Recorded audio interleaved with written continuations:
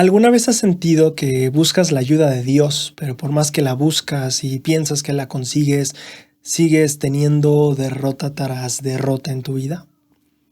Ese fue el caso de los mismos israelitas en el libro de Samuel.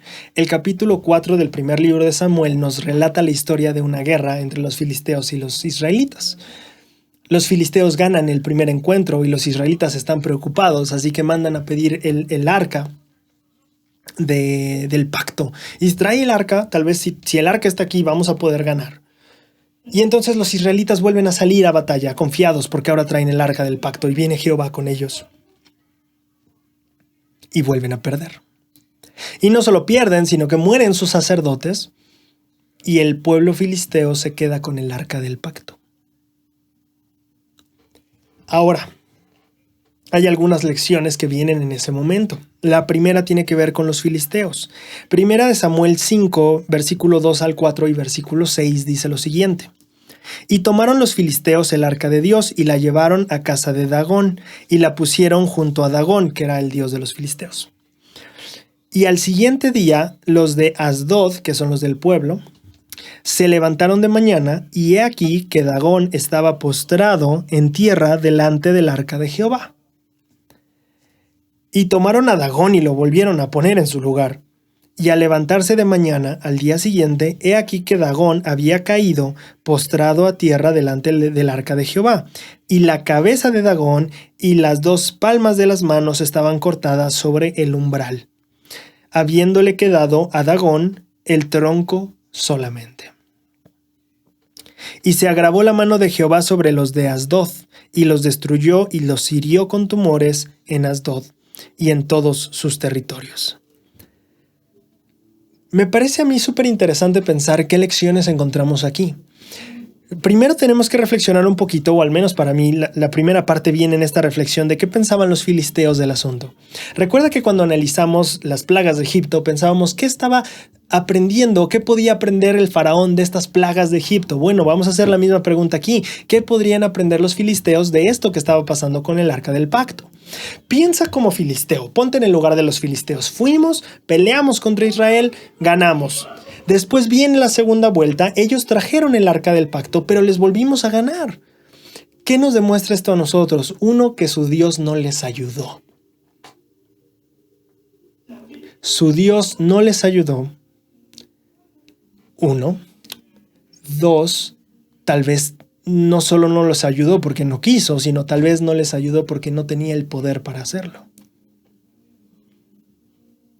Tal vez esas eran las cosas que estaban viendo los filisteos y por eso llevan confiados el arca del pacto al lado de su dios Dagón. Sin embargo, ¿qué pasa cuando los filisteos empiezan a venir a los días siguientes y ven a Dagón frente del arca del pacto y luego frente del arca del pacto pero sin cabeza y sin brazos? ¿Qué era lo que estaban aprendiendo los filisteos de Dios? ¿O cuál era el mensaje de Dios para los filisteos? Creo que el mensaje de Dios para los filisteos, y creo que también el mismo mensaje debería ser para nosotros, es el que mi pueblo enfrente derrotas no significa que yo no soy un Dios de poder. Lo voy a repetir, el hecho de que mi pueblo enfrente derrotas no significa que su Dios no tenga poder. Esa era la primera lección que creo que los filisteos estaban pudiendo ver. Ahora, sin embargo, debemos de pensar en, bueno, si tenía el poder, ¿qué pasó? ¿Por qué los israelitas no ganaron la batalla contra los filisteos? Y creo que aquí podemos pensar dos cosas del por qué cosas malas pasan, porque hay de repente adversidades y dificultades en nuestra vida, porque por más que buscamos y creemos estar con Dios, de repente vemos derrota tras derrota, igual que Israel. El elder Richard G. Scott en la Conferencia General de octubre de 1994 dio un discurso llamado La confianza en el Señor. En él habla de dos posibilidades o de dos fuentes o razones por las cuales nosotros enfrentamos dificultades en nuestra vida. La primera dice es nosotros mismos. En este aspecto, claro, si me estoy divorciando, pero nunca fui alguien que puso mucha atención en su matrimonio, ni trabajó ni luchó por él, pues no me puedo quejar mucho, ¿cierto? Cuando vienen dificultades, una de las primeras preguntas es, ¿he provocado algo de esto? Con humildad decimos, Señor, ¿soy yo? Esa es la primera razón por la cual podemos afrontar dificultades, nuestro propio comportamiento. Ahora, en segundo lugar, dice el Elder Scott, es probable que sea porque estás listo para crecer un poco más. El Señor te va a dar este tipo de cosas porque cree que, más bien sabe, que estás en un punto en tu vida en el que te toca avanzar al siguiente escalón. Y entonces nos ponemos a preguntar, ok, entonces puede ser porque estamos en una etapa de un nuevo escalón, pero ¿qué pasa cuando tal vez como Israel, la primera vez fueron sin el arca, pero la segunda vez van con el arca? ¿No representa eso un arrepentimiento de su parte? De que intentaron hacerlo sin Dios, pero ahora estaban tratando de hacerlo con Dios. ¿Qué pasa cuando en mi vida estoy tratando de hacer las cosas con Dios y Él se tarda en responder?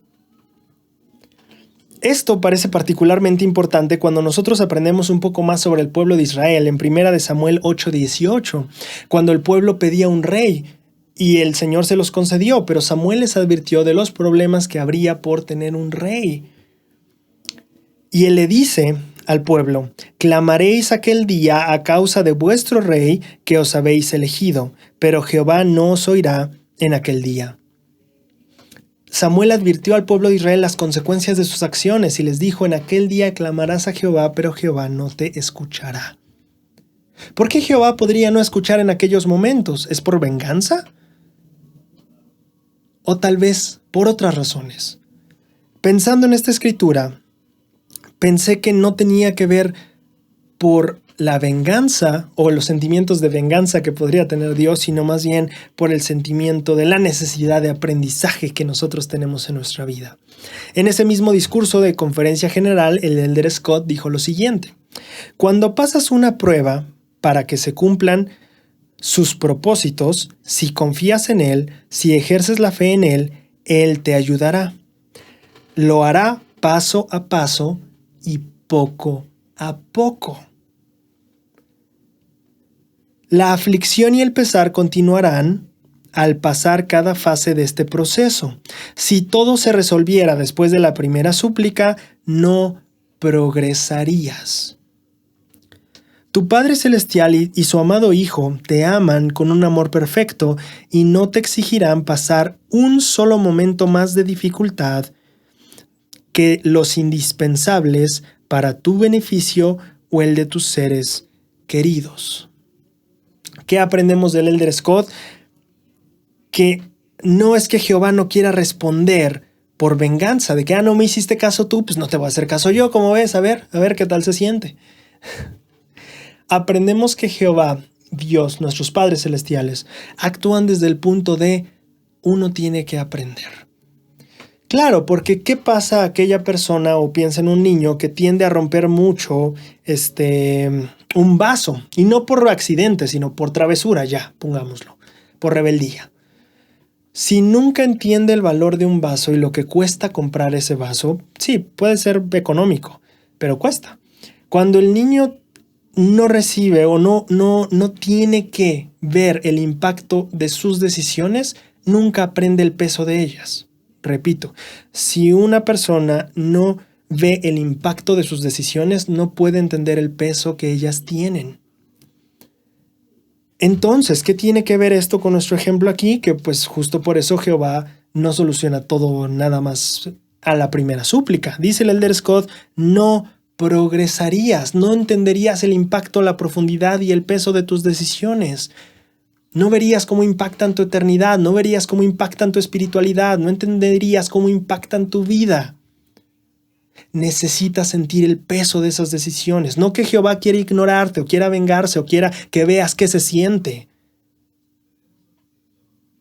Quiere que aprendas que esas decisiones tienen un peso y un impacto. Entonces, cuando enfrentemos derrotas y cuando enfrentemos momentos en los que simplemente parece que Dios no escucha, pero estoy trabajando con Dios, pero estoy buscando a Dios, pero ya estoy con Dios. Si aún con Dios sigo perdiendo, debemos entender, uno, que esas derrotas no representan que Dios no tenga poder. Y dos, esas derrotas no necesariamente implican que tú no cuentes con Dios o que Dios no quiere escucharte o que no te ame. Dios tiene todo poder y Dios te ama plena y enteramente. pero hay ciertas cosas que tenemos que aprender todavía.